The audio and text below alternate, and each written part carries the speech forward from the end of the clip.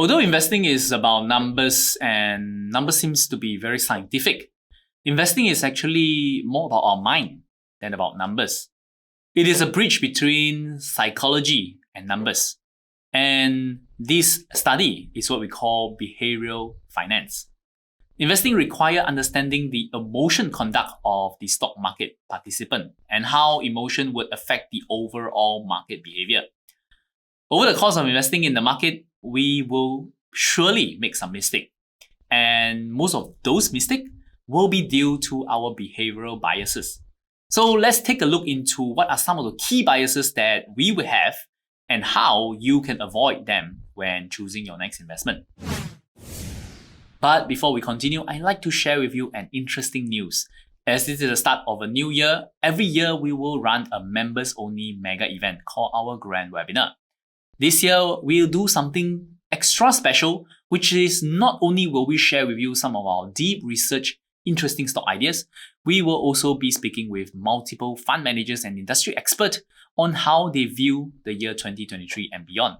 So remember to check out for more information at valueinvestasia.com to find out how you can join hundreds of our members on this exclusive private event.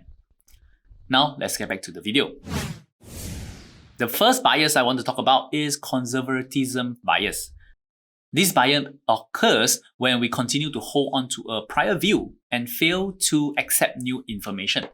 For example, if we invested in an oil-producing company because we maybe work in the oil and gas industry before, and we feel that experience is great, then that biases would maybe lead us to be more unwilling and slow to update our view if the particular industry or stock have become less desirable.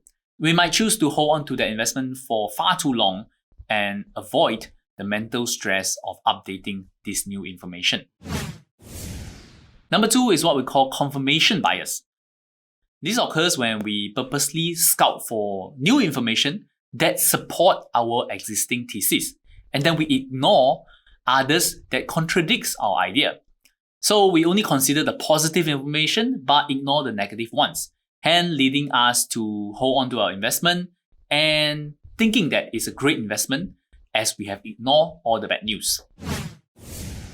Number three is the illusion of control bias. This arises when we think that we control or we can affect the outcome of an investment. And the example is we tend to grow more confident and willing to invest a much larger amount if maybe we know the CEO of the company. Even though we know deep down that we cannot control both the CEO and the business just because we know them. And that relationship gives us a false sense of control that we can maybe affect the outcome of the investment. And so we are more willing to be more aggressive. But the fact remains that knowing the CEO does not affect in any part of the company fundamentals. Number four is what we call hindsight bias. Hindsight bias is being very selective of the past event and assuming that the future is just very crystal clear by just looking at the past. We may see past events as being easily predictable, so we end up feeling very confident that the future would just be an exploration of what happened in the past. And we tend to ignore the fact that the future still holds many uncertainty. This again will lead us to overestimate maybe the rate of how well we can predict future events. So for example, maybe someone has been lucky enough to sell off his Tesla stock just before the crash. Then he might feel that he has this great ability of predicting the future, and leading him to be overconfident in the next stock that he buys. And sooner or later, this luck will run out and his hindsight bias would have failed him miserably. Number five is what we call loss aversion bias. This occurs when we feel more pain in having a loss as opposed to feeling pleasure in investment gain. As such, there is a strong preference for us to hold on to our loss-making stock for far too long in order for us to avoid having that pain of permanent loss. This also means that we will have less capital available to reinvest maybe in other more positive stocks because we are holding on to these losing companies. And by holding on to all these losing position, we might instead increase our portfolio risk as maybe some of the asset has deteriorated in quality. In addition, a decline in the stock price would also compel us to take excessive risk trying to recover the loss. Say, for example, if it has dropped by 50%, we might want to double down or triple down our position in hope that we can gain back that position.